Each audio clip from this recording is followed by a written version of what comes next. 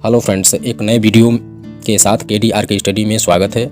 आज हम इस वीडियो में जानेंगे कर या टैक्स क्या है और सरकार हमसे टैक्स क्यों लेती है। इसलिए आप इस वीडियो में अंत तक बने रहें और साथ में चैनल पर नए हैं तो प्लीज़ मेरे चैनल को सब्सक्राइब करके बेल आइकन को दबा दें, क्योंकि आपके द्वारा दबाए गए सब्सक्राइब पर कोई टैक्स नहीं लगने वाला है और लाइक कमेंट करने से आपकी टैक्स कम हो सकती है। इसलिए वीडियो के साथ बने रहें।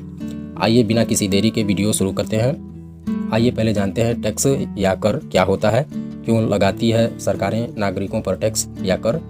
दोस्तों, भारत में अधिकतर लोग टैक्स का भुगतान नहीं करते हैं और जो करते हैं वो सरकार को कोसते रहते हैं, क्योंकि उनके पास टैक्स से संबंधित जानकारी नहीं होती है। जो जानते भी हैं तो आधा अधूरा जानते हैं, इसलिए सरकार को कोसते रहते हैं। संभवतः कर के नाम से भी डरते हैं। कर या टैक्स को समझने के लिए विभिन्न पहलुओं को समझना जरूरी है। इसलिए इस वीडियो में समझते हैं टैक्स क्या है और टैक्स के कितने प्रकार होते हैं। इस वीडियो में जानेंगे पूरे विस्तार से। और दोस्तों, टैक्स से संबंधित अधिक जानकारी लेना चाहते हैं तो आप डिस्क्रिप्शन में लिंक दिया गया है, उससे परचेज कर सकते हैं और अपनी जानकारी को और विस्तार से जान सकते हैं। सबसे पहले बताते हैं टैक्स किसे कहते हैं, टैक्स क्या है। तो दोस्तों ध्यान दीजिएगा, पहले बात कर लेते हैं टैक्स या कर क्या है, किसे कहते हैं। किसी राज्य द्वारा व्यक्तियों या विविध संस्थाओं में से जो धनराशि अर्जित किया जाता है उसे कर या टैक्स कहते हैं। राष्ट्र के अधीन आने वाली विविध संस्थाओं की तरह तरह के कर लगाती हैं। और दोस्तों ध्यान रखिएगा कि कर या टैक्स का मुख्य उद्देश्य जनता को वस्तु और सेवा उपलब्ध कराने के लिए पर्याप्त धनराशि इकट्ठा करना होता है, जैसे सड़क, सार्वजनिक शौचालय, सार्वजनिक यातायात आदि। जनता की सुविधा के लिए जनता से ही वसूले जाने वाली धनराशि को कर या टैक्स का नाम दिया जाता है। कर या भुगतान राष्ट्र के विकास, बुनियादी ढांचे की बेहतरी, समाज के उत्थान और यहाँ तक कि राष्ट्र के लिए कल्याणकारी गतिविधियों सहित कई स्तरों पर लाभकारी है। देश की अर्थव्यवस्था को बढ़ावा देने और अपने नागरिकों के जीवन स्तर को ऊपर उठाने के लिए, उपक्रमों के लिए तथा आय उत्पन्न करने के लिए सरकारों द्वारा अपने नागरिकों पर कर या टैक्स लगाया जाता है। तो भारत में कर लगाने का अधिकार भारत के संविधान से प्राप्त है, जो केंद्र और राज्य सरकारों को कर लगाने की शक्ति आवंटित करता है। भारत के भीतर लगाए गए सभी करों को संसद या राज्य विधानमंडल द्वारा पारित एक कानून के साथ समर्पित होना चाहिए। और साथ ही दोस्तों ध्यान दीजिएगा, देश में प्रचलित टैक्स की गणना तथा आरोपण का देश का वित्तीय विभाग का मंत्रालय देखता है। आगे हम चर्चा करते हैं टैक्स के प्रकार। टैक्स यानी कि टैक्स कितने प्रकार के होते हैं। भारत में मुख्यतः दो प्रकार के टैक्स होते हैं। पहला होता है प्रत्यक्ष कर यानी कि डायरेक्ट कर, और दूसरा होता है अप्रत्यक्ष कर यानी कि इनडायरेक्ट टैक्स कहते हैं।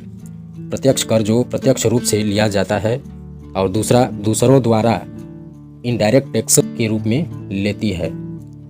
चलिए दोस्तों, अब अप्रत्यक्ष कर और प्रत्यक्ष कर को जानते हैं विस्तार से। प्रत्यक्ष कर वह कर होता है जिसका भुगतान व्यक्ति या कानूनी संस्था को सीधे सरकार को करना होता है।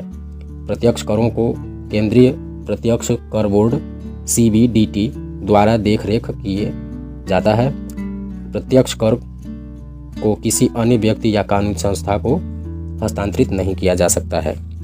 और दोस्तों ध्यान देने की बात यह है कि income tax, capital gain tax, security transaction tax, corporate tax और गिफ्ट टैक्स आदि डायरेक्ट टैक्स के प्रकार हैं। चलिए दोस्तों आगे बात करते हैं अप्रत्यक्ष कर के बारे में, इसलिए ध्यान दीजिएगा।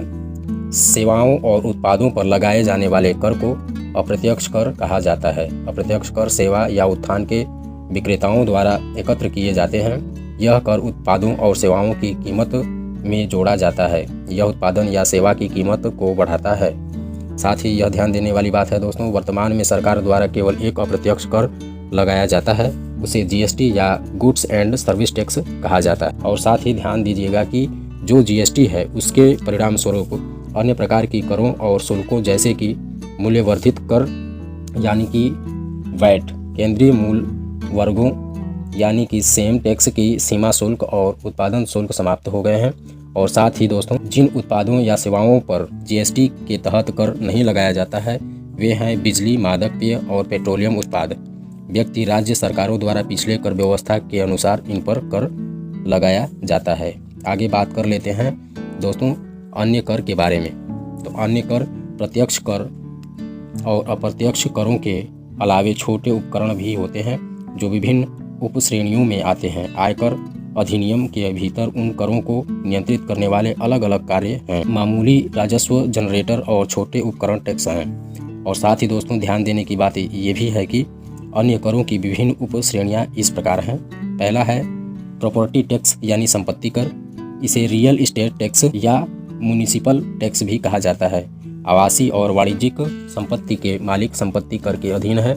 इसका आयोग कुछ मूलभूत नागरिक सेवाओं के रखरखाव के लिए किया जाता है। प्रत्येक शहर में स्थित नगर निकायों द्वारा संपत्ति कर लगाया जाता है। दूसरा है प्रोफेशनल टैक्स, व्यापारिक व्यवसायिक टैक्स। यह रोजगार कर उन लोगों पर लगाया जाता है जो किसी पेशे का अभ्यास करते हैं या एक वेतनभोगी आय जैसे वकील, चार्टर्ड अकाउंट, डॉक्टर आदि। यह कर अलग अलग राज्यों में अलग अलग है। सभी राज्य व्यावसायिक कर नहीं लगाते हैं। और दूसरा है इंटरटेनमेंट टैक्स जो मनोरंजन कर के नाम से जाना जाता है। ध्यान रखिएगा दोस्तों, यह वह कर है जो टेलीविज़न श्रृंखला, फिल्मों पर प्रदर्शनियों आदि पर कर लगाया जाता है। और चौथा है पंजीकरण शुल्क, स्टाम्प शुल्क, हस्तांतरण कर। दोस्तों ये ध्यान रखना है कि ये कर संपत्ति खरीदने के समय या उसके बाद संपत्ति के पूरक के रूप में एकत्र किए जाते हैं। और पांचवा है एजुकेशन टैक्स जिसे शिक्षा टैक्स के नाम से जानते हैं। यह भारत सरकार द्वारा पूरित किए जाने वाले और बनाए गए कार्यक्रमों को निधि लेने के लिए लगाया जाता है। और इसी प्रकार छठवां टैक्स है जो एंट्री टैक्स के नाम से जाना जाता है। यह वह कर है किसी राज्य में प्रवेश करने वाले उत्पादों और वस्तुओं पर लगाया जाता है। रोड टैक्स या टोल टैक्स। दोस्तों ये ध्यान रखिएगा कि ये सड़कों पर टोल इंफ्रास्ट्रक्चर के रखरखावों के लिए उपयोग किया जाता है। ये रहा प्रत्यक्ष कर और अप्रत्यक्ष कर।